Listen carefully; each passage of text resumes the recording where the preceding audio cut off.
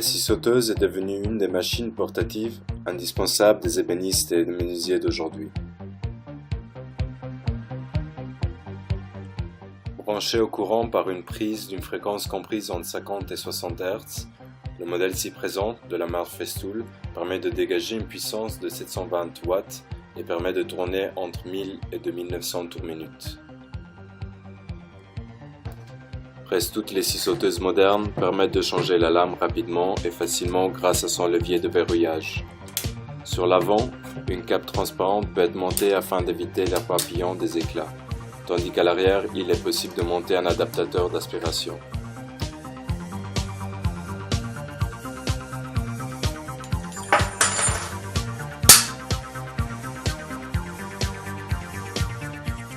Ceci est l'équipement standard de toute scie sauteuse qui se monte généralement sans outils. Il existe aussi d'autres options, voire des guides et des gabarits, qui permettent de faciliter la coupe. Ces options ne sont par contre pas traitées dans cette vidéo.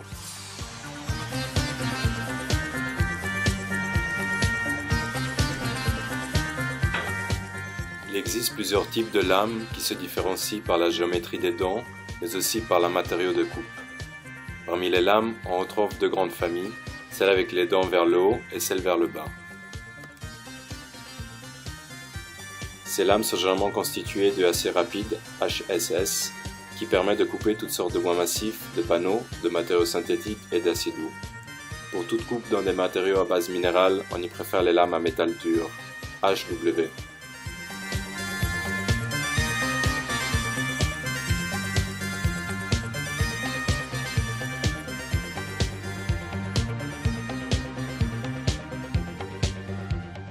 Pour des raisons de sécurité, il est obligatoire de s'équiper de protège-vue et de lunettes anti-éclat.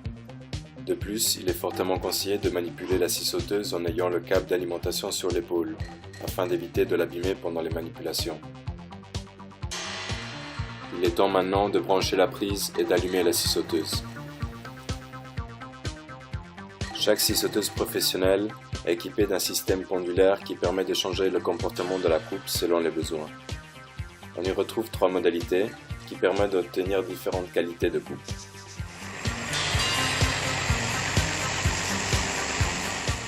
Sur la position 0, la coupe se fait lentement mais sans éclat. Sur la position maximale, la scie avance beaucoup plus vite mais les éclats seront aussi beaucoup plus importants.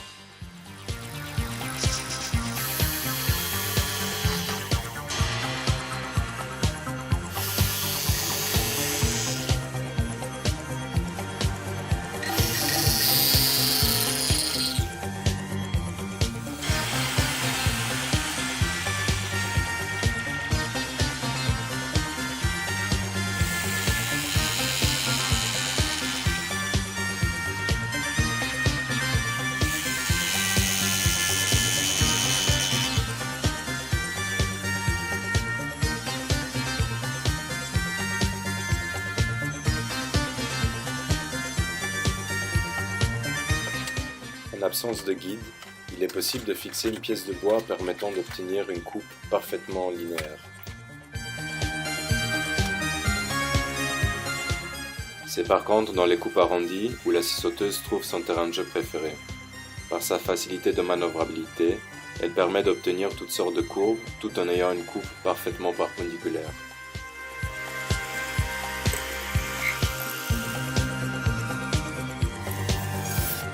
La scie sauteuse permet entre autres d'effectuer des coupes à l'intérieur d'un panneau. Après avoir effectué un trou de 10 mm de diamètre, il est possible d'insérer la lame et découper tout le tour.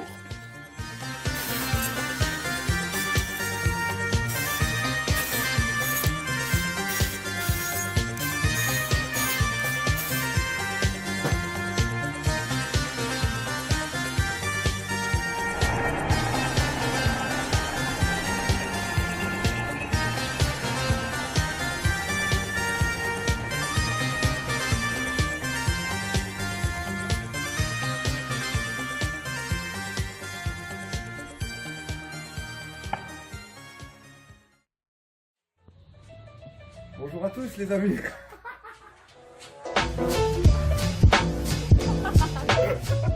Aujourd'hui j'ai choisi de vous présenter la défonceuse. Alors la défonceuse, qu'est-ce que c'est? C'est une machine portative qui sert à usiner le bois. Elle est très légère, facile à l'emploi, elle travaille avec une précision remarquable. Les différents usinages qu'elle propose sont sans limite, à condition d'avoir les mèches et accessoires qui vont avec. Finalement, ce n'est rien d'autre qu'un petit moteur électrique sur lequel est placé un arbre rotatif qui tourne à haute vitesse. Une table fixée sur ressort permet l'appui de la machine et de son trajet de plongée. Elle est très appréciée pour tout ce qui est moulure, batture et nu. Elle convient parfaitement pour le travail de menuisier. En deuxième point, je vais aborder ses données techniques. Alors, c'est une machine qui tourne relativement vite, entre 10 000 et 24 000 tours minute. Elle a une puissance de 1010 watts. Sa fréquence en hertz varie entre 50 et 60. Pour ce qui est du voltage, ça passe de 220 à 240. Alors ici, nous avons l'interrupteur avec un bouton de blocage pour la sécurité. Devant, nous avons la butée pour régler la profondeur de la machine. Une poignée de serrage permet de bloquer la profondeur de la machine. Sur le dessus, nous avons le bouton pour régler la vitesse de la machine de 1 à 6. Sur l'avant, nous avons la sortie qui permet l'aspiration des copeaux de bois. Alors dans ce troisième point, je vais parler des outils et accessoires. Pour utiliser la défonceuse, il vous faut des mèches de fraisage et des accessoires guides et autres. Plus vous en avez, plus les possibilités sont grandes. Il existe les coffrets de mèches avec les différentes moulures. Alors ici nous avons des mèches métal dur HSS. Il existe différents métaux pour les différentes matières à usiner. Guide latéral qui est le plus souvent utilisé. Le cordon d'alimentation qui se démonte de la machine permettant les réglages en toute sécurité. Il existe dans la même gamme Festool d'autres accessoires compatibles comme cet aspirateur ici. Et finalement, pour des raisons évidentes de sécurité, il existe différents accessoires en annexe, tels que les protège-ouïes pour ne pas abîmer vos oreilles, à savoir qu'au-delà de 85 décibels, il peut déjà y avoir des répercussions, et la défonceuse peut atteindre les 90 décibels. Pour ce qui est des éclats, une paire de lunettes est conseillée, car ils peuvent être projetés à très haute vitesse. Les amateurs vous conseilleraient également d'utiliser une paire de gants quand vous utilisez la défonceuse, ce qui n'est pas nécessaire, d'après moi. Et pour finir, je recommanderais moi personnellement de travailler avec les manches remontées afin d'éviter tout risque. Après toute cette théorie qui nous intéresse sûrement tous, un peu de pratique pour le côté ludique. Alors pour cette démonstration, je vais réaliser un chanfrein avec un biais à 45 degrés. Cette mèche dispose d'une bague pour l'appui sur le tranche de ma planche à usiner.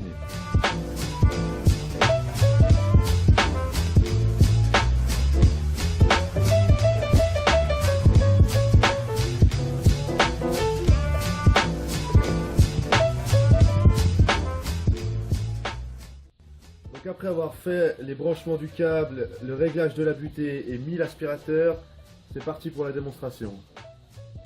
Je vais jusqu'en bas à la butée, je serre ma poignée de serrage et j'enclenche l'interrupteur.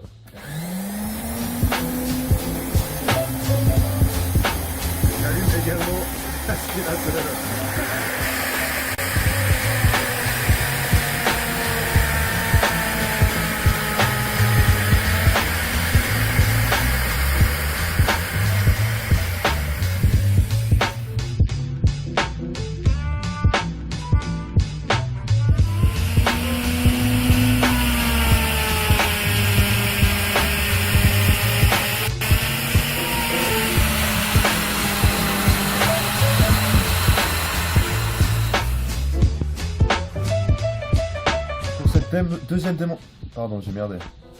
Pour ce deuxième exemple, j'ai choisi une autre mèche pour faire une rainure.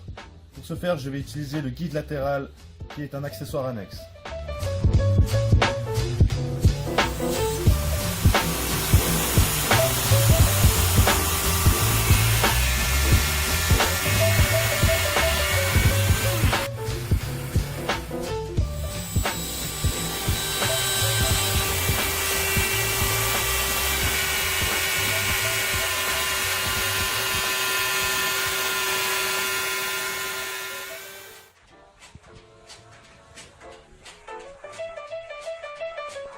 J'ai une portative qui sert à usiner. Portative, hein.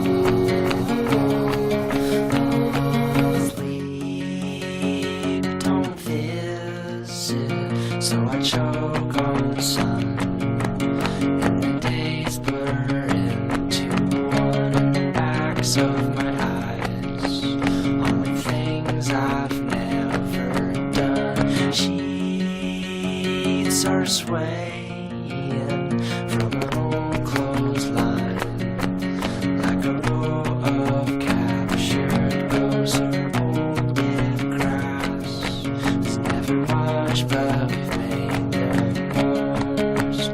Welcome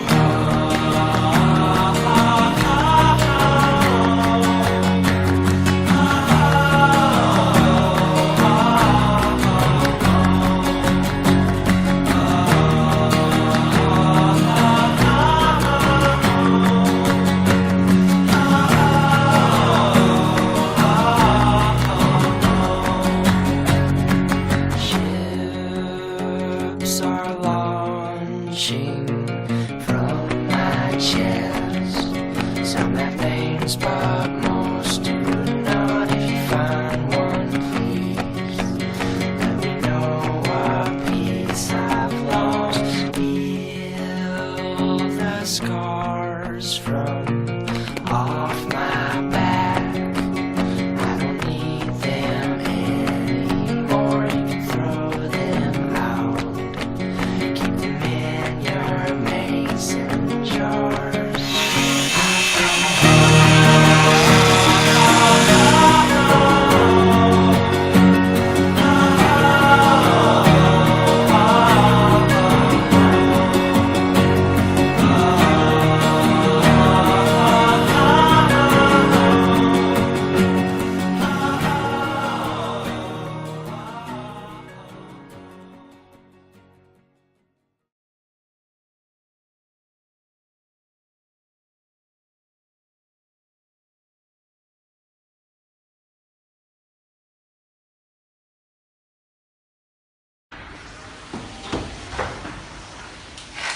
Ouais, bonjour à tous, on se retrouve pour une vidéo sur la Lamelo ZAP2. Alors, film machine. Alors, sa puissance est de 800 volts, voltage 230, 10 000 tours minute, fréquence de courant alternatif 50 à 500 Hz. Interrupteur double phasé, on peut le visionner juste ici. C'est l'intérieur, avec ici la lame qui rentre dans la matière. Il peut être changé. Il y a une clé pour changer ces lames et pour mettre une qui est bien affûtée si elle ne coupe plus. Alors, j'enfile mes bandelettes de protection afin de ne pas m'abîmer l'ouïe. Je prends ma machine, la Lamelo Tenso. Je place ici à fleur, ce qui va me faire une largeur de 60. Je me place bien. Ici, j'ai le petit bouton afin d'allumer la machine. Je mets un poids sur la machine afin de ne pas glisser. J'allume. Je rentre dans la machine.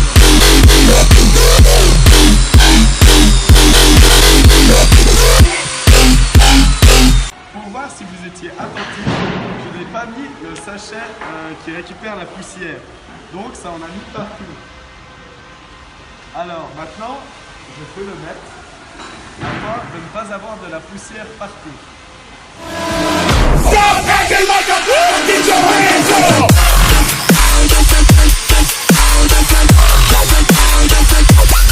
Je prends ma Lamelo. Je la place à fleur comme ceci.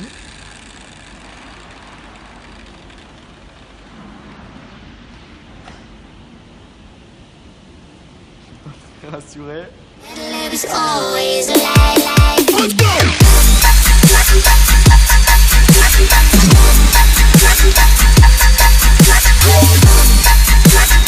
N'oubliez pas d'aller bien au fond de la matière.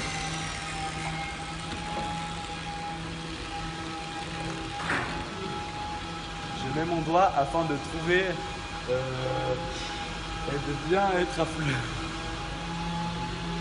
Je trouve pas ces petits livres.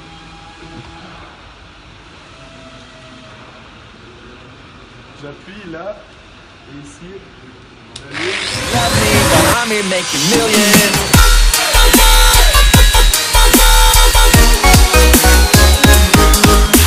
voilà, mon entaille est à présent effectuée. Dans les rainures, les lamellos Tenso rentrent grâce à un système comme ceci. Je les rentre tous. Je place ma pièce juste par rapport aux deux lamellos et je clique. Grâce à mon équerre, je peux regarder et nous sommes effectivement parfaitement droits.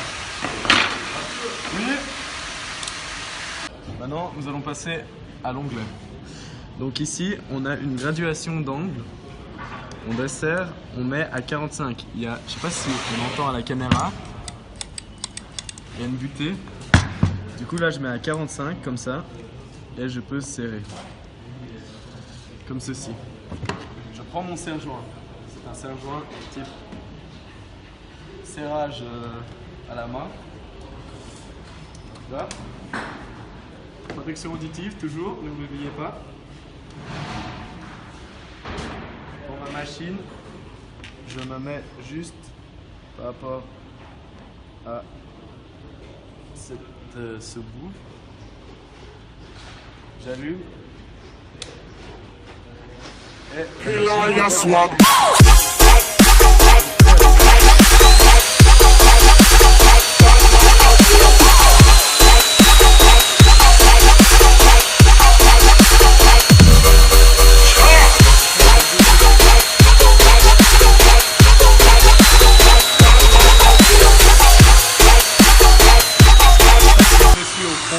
y a un petit truc qui s'active et c'est ça qui me forme cette sorte de mini rail ici, juste ici. Voilà. Grâce à ces petites plaquettes qu'on peut mettre juste ici, ça nous rajoute en fait une hauteur. Donc quand je viendrai avec ma machine comme ceci, ça me ferait une entaille un peu plus haute. Ce qui ferait que j'aurais plus de place ici pour la profondeur que là. Si je me mets là, j'aurai moins de place. C'est logique. C'est ces petites plaquettes qui servent à faire ça. Il y en a de différentes dimensions. Ils viennent avec la lamello. Donc là, je n'ai pas besoin car c'est un bout de bois d'épaisseur 25. Alors je peux y aller comme ça.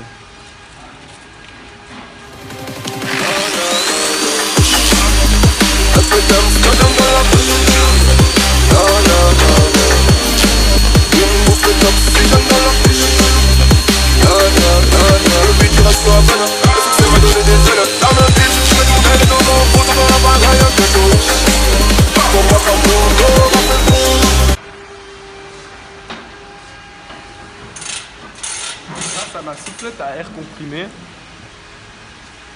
je peux souffler mes pièces. Je n'ai plus besoin de protection auditive à présent.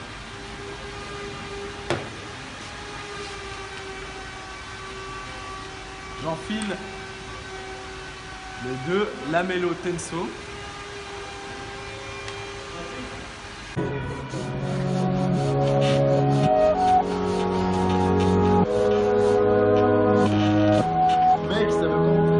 Pierre, feuille, papier et ciseaux.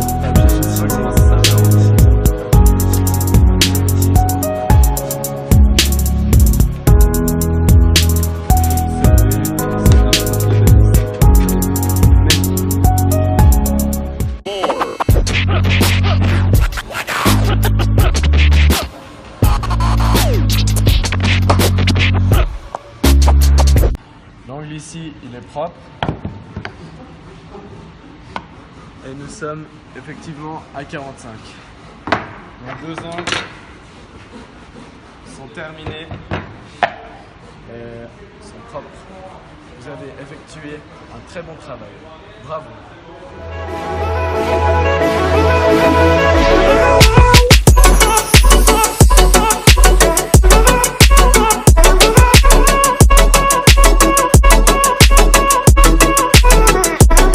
Je me suis fait défoncer la gueule.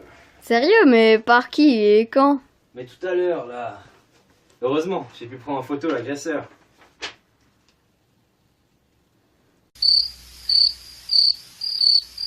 Qu'est-ce que tu comptes faire? Je sais pas. Il faudrait rassembler des informations pour pouvoir l'étudier. Eh mais, tu voudrais pas m'aider? Ouais! Yes!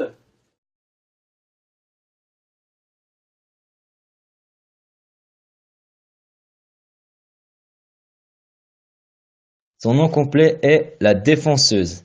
Elle possède 1010 watts de puissance, 240 volts, 10 000 à 24 000 fréquences de rotation et 60 Hz de fréquence de courant.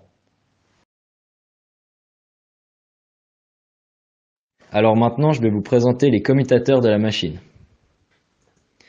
Tout d'abord, on doit appuyer sur le bouton principal et le petit bouton à côté pour enclencher la machine. Là, elle va tourner à vitesse réelle et on pourra usiner les travaux. Ensuite, je prends la petite molette et je serre. Comme ça, la machine est bloquée en bas. Ça permet de plus devoir enfoncer. Elle est bloquée sur le bas.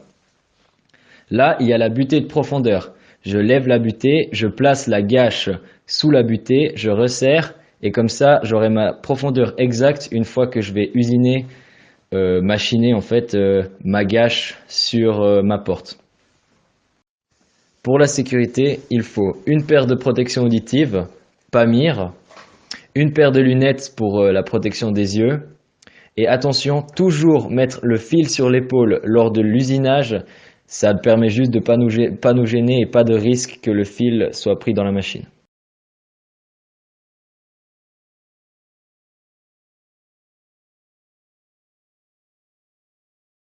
Outillage.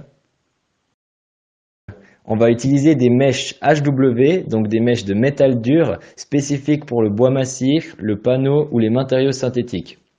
Alors là, on peut voir des mèches spécifiques pour les rainures, en fait les mèches basiques. Là, une mèche spécifique pour les moulures. Elle est principalement faite pour les moulures. Et la dernière, c'est une mèche pour faire les biais qu'on a, les biais ou les chanfreins qu'on a à faire sur un mi-bois ou d'autres travaux comme ça. Cette mèche-là, elle est un peu spéciale. Elle est spécifique en fait pour le défonçage des gâches pour les tri-blocs. Mais ça, j'y reviendrai après dans les accessoires. Et cette mèche-là, c'est une mèche plus costaud et on l'utilise pour le défonçage des gâches sur les cadres en acajou principalement. Les accessoires.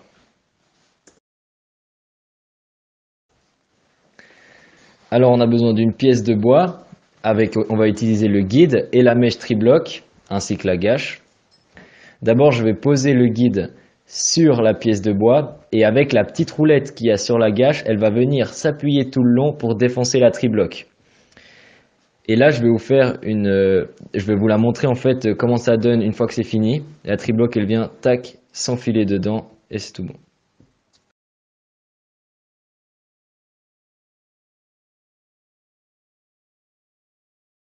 Pour changer la mèche, on va avoir besoin d'une nouvelle mèche et d'une clé de 20. Tout d'abord, je vais appuyer sur le petit bouton vert là, c'est pour bloquer le sens de rotation.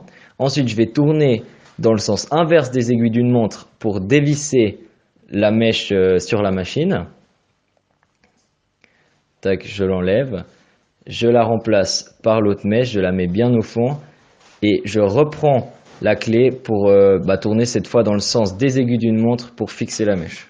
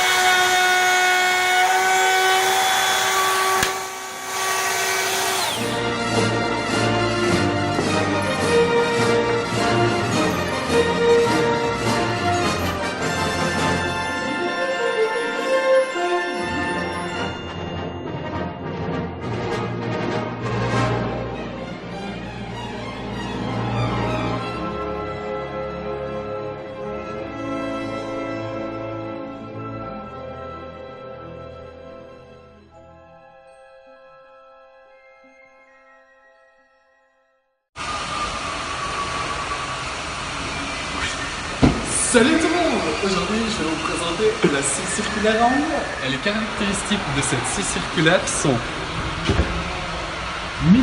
1850 watts, 230 volts et 4300 tours par minute, ainsi que sur cette circulaire, le diamètre de la lame est de 250 mm.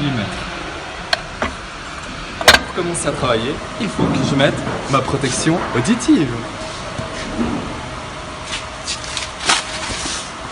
Heureusement que j'avais des chaussures de sécurité. Et une fois que toutes mes protections sont en ordre, je peux commencer à façonner une carotte. Donc, je viens ici, je desserre les coups. J'avance ma bouteille à 600 mm, pardon.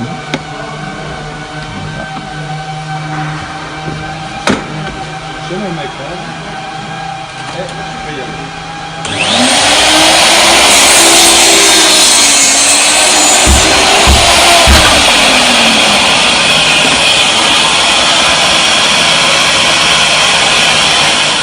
Quand la machine est à l'arrêt, avant de l'enclencher, on appuie sur cette manette qui soulève la cape et ensuite on peut actionner la scie.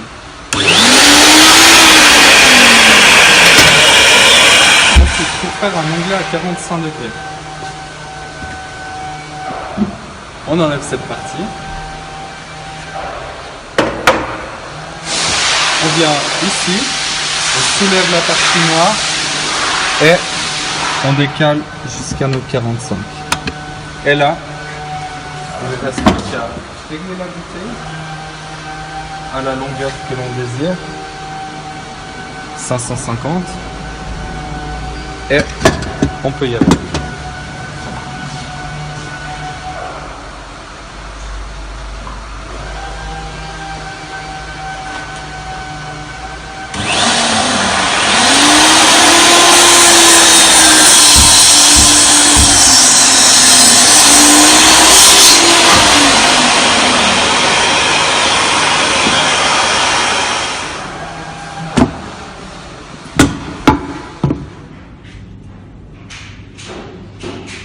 Alors, ici c'est la même scie circulaire à onglet, sauf avec une lame alu, qui est pour les métaux et tout ça, avec un diamètre un peu plus faible. Donc, je dois mettre des lunettes de sécurité, comme le montre cet écriteau. Une fois que tout est bon, on peut commencer à scier.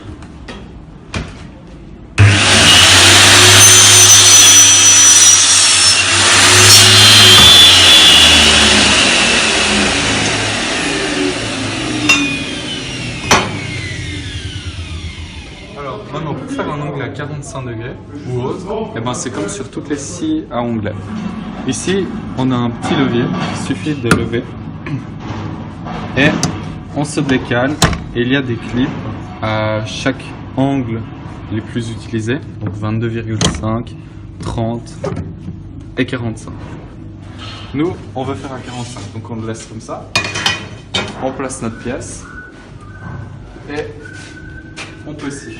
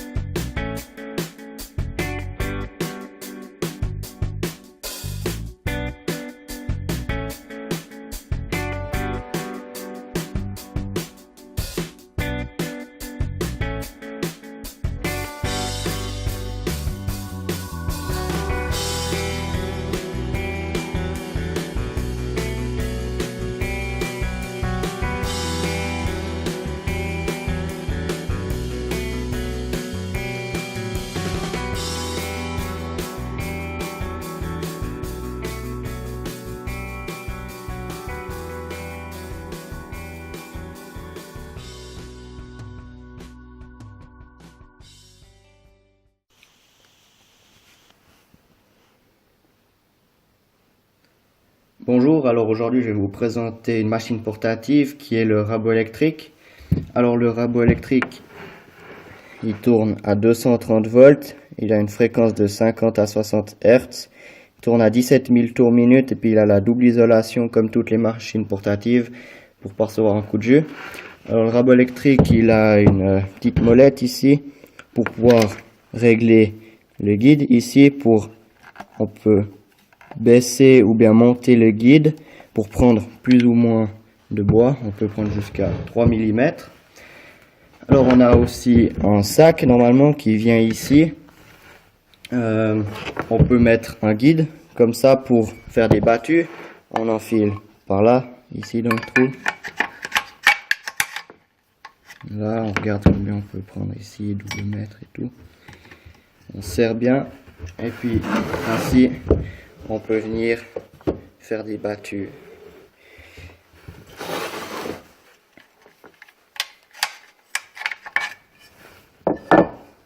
Alors on a aussi la possibilité de changer les couteaux. C'est des couteaux interchangeables. Alors on a juste ces 3 petites vis là à desserrer.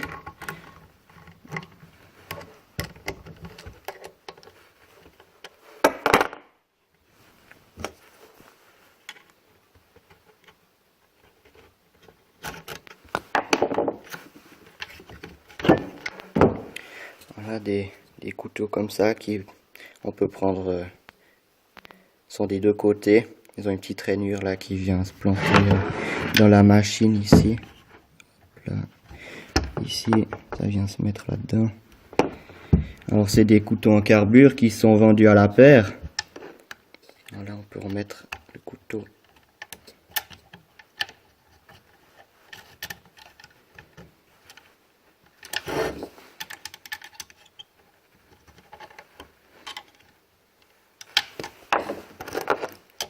Voilà, on resserre les vis. Ah, c'est tout bon. Alors voilà, c'était le rabot électrique présenté par Yoran, la menuiserie de 2e année. Et ben, au revoir.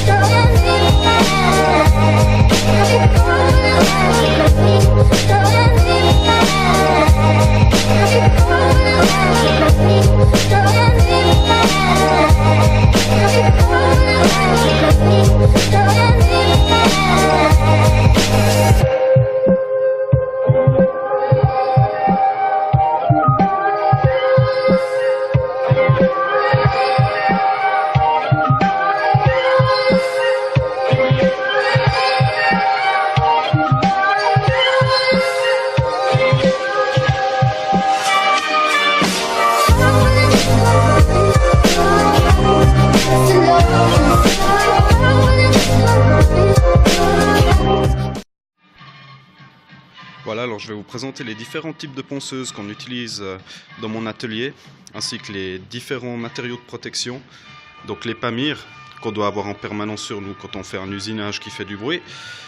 Les lunettes qui peuvent être pratiques avec le masque si tout d'un coup on ponce beaucoup de matière ou bien on ponce du plâtre ou quelque chose d'assez volatile. Donc alors pour commencer, la petite ponceuse pneumatique qui est juste excellente parce qu'elle est légère, elle est petite, donc on peut aller vraiment partout. Pour faire les finitions sur des meubles, c'est vraiment l'idéal. Donc il fonctionne avec système classique de disque, donc avec des trous pour permettre l'aspiration et puis l'éjection aussi de la sciure. Donc en plusieurs tailles, là c'est du 60 et puis ici j'ai du 120, donc différentes tailles de grossièreté. Une pour l'ébauche, puis l'autre plutôt pour la finition, suivant le type d'usinage à faire. Ici, petite ponceuse excentrique avec un filtre, donc assez légère aussi, un petit peu plus grosse.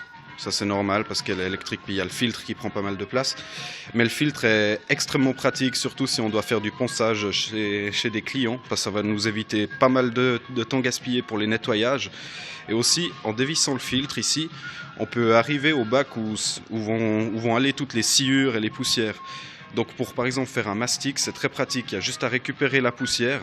Bon après bien sûr avoir usiné qu'une seule essence, et puis on peut en faire du mastic. Donc ça c'est vachement pratique. Ici, une petite ponceuse, bon nous on l'utilise surtout pour faire de l'aigrenage parce qu'elle dispose d'un plateau qui est pas mal grand puis assez plat. Donc on peut vraiment aller dans tous les coins, c'est une assez bonne machine, vieux mais ça fonctionne toujours. Ici la fameuse tank, donc ça pour faire des grandes surfaces et puis dans le sens des veines. Alors elle est très lourde, ça permet d'avoir un excellent appui sur la pièce à poncer. Donc avec bien sûr le papier de rechange. Donc pour fixer le papier sur cette machine, c'est différent comparé aux autres. Ici c'est un système de pince, donc juste à pincer ici le papier, ici là comme ça. Ici c'est un tout bête système de scratch, donc il y a juste à l'appliquer puis à mettre les trous en face des orifices qui sont sur le patin. Et ici en fait c'est une molette à dévisser ici, qui va nous écarter ou nous rapprocher les deux cylindres qu'on trouve ici et ici. Ça va permettre de tendre après le papier, d'avoir une bonne tension puis faire un bon ponçage. Ici une petite machine, vachement pratique pour vraiment aller dans tous les coins, dans des petits meubles. J'avais dû une fois poncer les plates-bandes d'un meuble avec ça pour gagner du temps. Donc ça c'est très pratique, c'est tout léger, c'est petit. Bon, par contre, pour le plaquage, il faut se gaffer avec les gros papiers. Avec celle-ci, on chope facilement la perce. Parce qu'on a souvent tendance à lever un petit peu ou baisser pour aller dans les coins. Enfin, les menuisiers connaissent. Ici, on l'appelle la lime électrique. Donc, c'est une ponceuse qu'on peut utiliser pour le bois et le métal. Donc, avec un tout petit ruban. Ici, c'est à peu près le même système que pour la tank. C'est-à-dire que ici, voilà, là, je peux détendre en fait ce cylindre. J'ai le premier cylindre là et un autre cylindre ici. Donc en les écartant ou en les rapprochant, ça me permet de après sortir le papier comme ça et de le retirer pour le changer. Alors l'inconvénient de cette machine, c'est que le papier étant très fin, ça arrive assez fréquemment de le casser si on appuie trop. Ça c'est le défaut. Après évidemment que toutes ces machines, elles ont toutes une double isolation, ce qui permet d'éviter en fait que s'il y a un faux contact électrique ou un câble dénudé à l'intérieur du bloc machine, que ça transmette l'énergie à toutes les pièces métalliques qu'il y a sur l'extérieur. Bon là, l'avantage des machines modernes, c'est que la plupart des pièces sont faites en plastique, justement pour éviter ce problème, puis surtout pour un gain de poids. Parce que sur une machine comme ça, qui pèse déjà très lourd, surtout quand on doit usiner pendant un moment, ça devient assez compliqué. Assez compliqué de tenir ça toute une journée. Et puis toutes ces machines existent de différentes tailles. Là ici on a des tailles plutôt classiques, je dirais des tailles moyennes. Donc pour des ponceuses comme ça, il existe des ponceuses avec des grands manches pour par exemple poncer le parquet. C'est pareil pour la tank. On avait utilisé un tank qui était énorme, il pesait je crois une quinzaine de kilos. Donc c'était pour poncer vraiment du parquet, quoi, pour des très grandes surfaces. Voilà, là je fais le tour un peu de toutes les ponceuses qu'on a dans notre atelier. Voilà. Pas oublier de vider le filtre. Sinon après ça fait plus son boulot, ça bourre et puis après ça va dans la machine et puis il faut nettoyer toute la machine. Donc ça c'est à faire assez régulièrement. Après 1 heure de ponçage en général il est déjà bien plein quoi, suivant après la taille du papier qu'on met. Voilà pour les présentations des ponceuses portatives. Alors je vais vous présenter la scie circulaire portative qui sert à couper des panneaux sur le chantier, ou aussi du bois massif, hein. Sur des longues distances, c'est vraiment utile, hein. Et avant de revenir à l'atelier, sur le chantier, c'est top. Alors, 2-3 petits boutons. D'abord, ici, on voit, c'est pour déverrouiller le mécanisme hein, de scie plongeante. Et si je n'appuie pas là-dessus, c'est impossible d'appuyer sur la gâchette. Hein. Donc c'est vraiment une sécurité, c'est vraiment pas mal du tout. Maintenant, je vais vous montrer 2-3 butées aussi. Alors, on voit qu'avec cette scie, on peut couper de 0 à 75 mm. Donc 75 mm. On voit que c'est quand même du bon panneau, hein. On peut y aller. Et donc là, si j'étais à 75, là je le remonte, on appuie en dessus, je lève, et là je suis à 20. Et ça se bloque vraiment à la distance. Truc très important, c'est que ce 20 ici, c'est vraiment à la machine contre le panneau. Hein. Si vous utilisez la règle que je vais vous présenter après, il faut compter les 5 mm de plus. Hein. Sinon, vous allez avoir de mauvaises surprises à mon avis. Après, on a une autre butée, c'est celle-ci. Hop là. On peut couper de 0 degré à 45 degrés. Donc vous voyez, c'est vraiment utile. Et ça tourne ici. Hop, on bloque. Et là, je suis à 0. Magnifique. On a aussi ici la puissance à régler toujours, hein, dépend de ce qu'on coupe et la vitesse du tour. Hein. Nickel. Alors au niveau des watts, du voltage, tout ça, on est sur 1600 watts et 220 à 240 volts, la machine elle fait. Et aussi au niveau du tour minute, on est à 1350 à 3500 tours minute. Et ça marche forcément sur du 50 et du 60 Hz. Alors ça c'est à peu près toutes les, c'est vraiment la donnée technique de la machine. Hein. Et maintenant je vais vous montrer un peu les accessoires. Donc là, si vous avez un aspirateur, vous pouvez le brocher dedans. Et vraiment c'est super utile chez un client, hein. Ça évite que ça fout vite de la merde partout. Ça part directement dans l'aspirateur. Bon, l'aspirateur coûte un certain prix. Alors forcément on ne l'a pas forcément tous, mais bon, très utile. Sinon on a forcément aussi le guide. Hein. Hop là, la petite règle qui est de taille différente, hein. Mais bon, on est à 100 balles le mètre linéaire, donc ouais, pas donné non plus. Hein. Et après, hop, on la place et la machine, elle se fout dedans et on peut couper droit sans problème, ça coulisse. Donc, maintenant qu'on a la règle, enfin le guide, on a aussi 2 réglages. On a celui-là, où on peut régler ici, ça coince moins sur le guide. Moi je le mets toujours au minimum parce que comme ça au moins vous n'avez pas besoin de mettre de serre-joint au chantier. Vous allez rapidement, mais si vous voulez être vraiment précis, forcément, hein, vous pouvez régler, vraiment le coller, mettre des serre-joints et forcément ça vous fera un peu moins de jeu. Et comme vous le voyez, il n'y a pas du tout de jeu là déjà. Hop, on peut y aller. Picobello. On a autre chose aussi à l'arrière de la machine. On a ce petit butée là qui vient se glisser dans la règle. On règle à la distance par exemple pour faire un angle droit. Hein. Hop, une découpe à angle droit. Là, hop, je m'arrête là. Ok, j'ai calculé forcément hein, le vide de lame à ici. Et au moins ça bloque, on est précis. On peut la bouger. Et elle se trouve à l'arrière de la machine. Juste ici. On va toujours avec. Parfait. Donc après au niveau des lames. Alors, là pour changer la lame, on a cette petite, hop, on lève, on pousse. Ah, il faut faire attention que la butée soit en bas. On pousse et elle reste bloquée. Et on peut plus actionner ni la machine ni relever la machine tant que le téther reste là-bas au fond.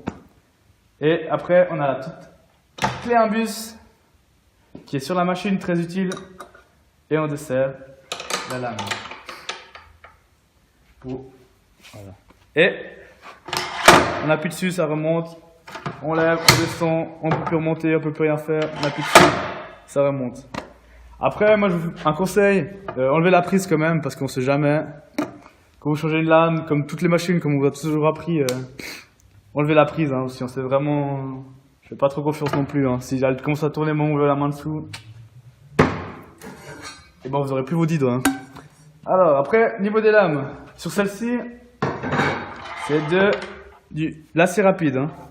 On l'utilise pour les panneaux, surtout, nous. Et aussi pour le sapin, l'épicéa. Et après, on a une deuxième lame qui est pour le métal dur.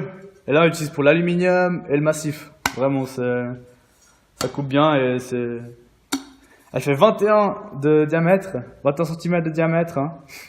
Et les deux, c'est vraiment... Et elle va jusqu'à 7000 tours minute, hein, donc on voit qu'on a de la marge. Parfait. Donc maintenant, je vais vous faire une petite démonstration. Du coup, je vais faire deux coupes, hein, une en biseau et une de biseau et une droite. Et surtout, pas oublier hein, qu'on va utiliser cette machine, mettre les palmiers, hein, forcément. Et surtout les mains, position des mains. Jamais devant la machine, hein, sinon on voit qu'on a un risque de perdre pas mal de doigts. Donc on a vraiment une main sur la poignée ici, une main ici, hop, et on y va. Et on n'a aucune chance de se faire mal, aucune. Magnifique. Et toujours forcément être derrière la machine, hein, si vous êtes comme ça, toujours derrière la machine, appuyez contre, et on y va. Donc je vais vous faire la petite démonstration.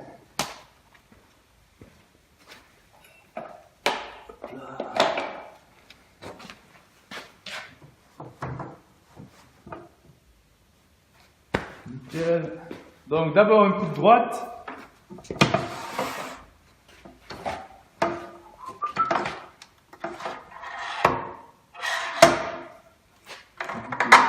Voilà.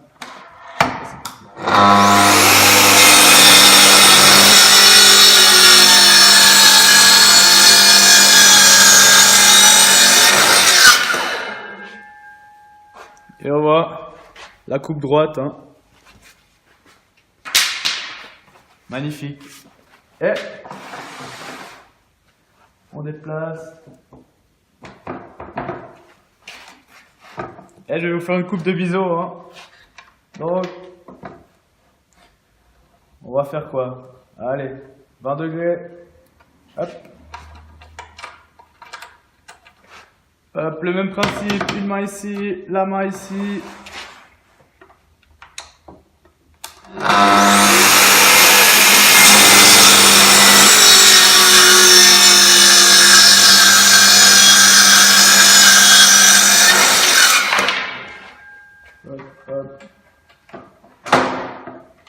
On laisse jamais de biseau, hein, ça risque de tomber et de casser la machine. Et là, comme vous pouvez le voir, hein, c'est coupé